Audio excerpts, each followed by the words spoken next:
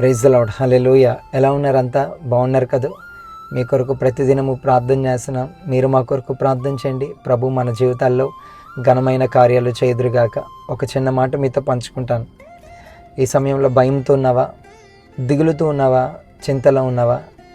ప్రభు నీతో మాట్లాడుతున్నాడు. చాలామంది ఎలాంటి సిచ్యుయేషన్లో ఉన్నారంటే, వారే అనేక మందికి వారి మాటలతో ధైర్యపరిచి, వారే అనేక మందిని ప్రోత్సహించిన వారే వారికి వచ్చిన పరిస్థితులను చూసి ఈరోజు భయపడిపోతూ ఉన్నారు, దిగులు చెందుతూ ఉన్నారు. ఇంకా చచ్చిపోదాంరా, నా వల్ల ఏమీ కాదు అన్న ఆలోచనలో చాలామంది ఉన్నారు. దావీదు భక్తుడి జీవితంలో కూడా ఒక సంఘటన అండి.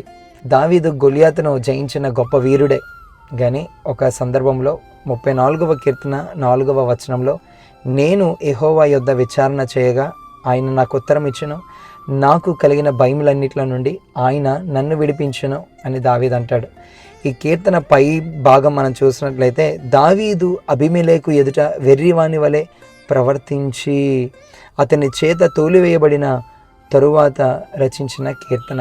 చూడండి, ఒక అన్యరాజు దగ్గర వెర్రివాని వలె నటిస్తూ ఉన్నాడు, భయములో ఉన్నాడు, దిగులుతో ఉన్నాడు.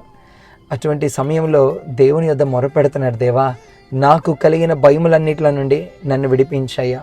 ఈ వాక్యం వింటున్న ప్రియ సహోదరి సహోదరుడా, నీకు భయం కలుగుతూ ఉన్నప్పుడు మనుషులతో పంచుకోవద్దు. మనుషులు హేళన చేస్తారు, మనుషులు నీకున్న భయాలను బట్టి అవమానిస్తారు. కానీ నీ భయాలు ఎప్పుడైతే దేవునికి చెప్తావో, దేవా ఈ సమస్య, ఈ కష్టము, ఈ రోగము, ఈ ఎగ్జామ్ నన్ను భయపెడుతుందయ్యా, నన్ను దర్శించయ్యా, లేవనెత్తయ్యా, నీ ధైర్యముతో నన్ను నింపయ్యా అని దేవునికి నీవు మొరపెట్టగలిగితే శత్రువులను జయించే ధైర్యము నా ప్రభు నీకు దయచేస్తారు. నమ్మకముతో, విశ్వాసముతో ప్రార్థన చేయి.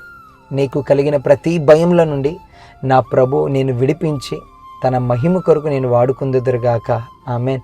మనుషులతో చెప్పుకోద్దయ్యా. మనుషులు ఏంటంటే అపహాస్యం చేస్తూ ఉంటారు. మనుషులతో చెప్పొద్దు, నీ భయాలు ప్రభుతో చెప్పు. దేవుడు నీకున్న ప్రతి భయాన్ని తొలగించి నిన్ను దీవించి ఆశీర్వదించుదురుగాక. ఈ ప్రార్థనలో ఏకీభవించండి. పరిశుద్ధుడ మహోన్నతుడ దేవా, నీ పరిశుద్ధ పాదములకు వందనాలయ్యా. ఎందరైతే ప్రార్థనలో ఏకీభవిస్తున్నారో ప్రతి ఒక్కరిని దర్శించండి, బలపరచండి. వారికి కలుగుతున్న ప్రతి భయాల నుంచి విడిపించండి. ఎగ్జామ్ అయినా, అది రోగమైనా, అది ఆర్థికపరమైన ఇబ్బంది అయినా, నిందైనా, అవమానమైనా, ఏది చూసి వారు భయపడుతున్నారో వాటి నుంచి వారిని విడిపించండి. భయము జయించే కృప వారికి దయచండి అయ్యా. అన్ని విషయాల్లో జయ జీవితము నీ బిడ్డలకు అనుగ్రహించి ఈ రాత్రుల్లో మాకు సుఖనిద్రించి మహిమను మీరే పొందుకోమని నజరుడైన యేసయ్య నామములో ఈ యొక్క ప్రార్థన అడిగి వేడుకొనుచున్న మా తండ్రి. ఆమెన్. God bless you.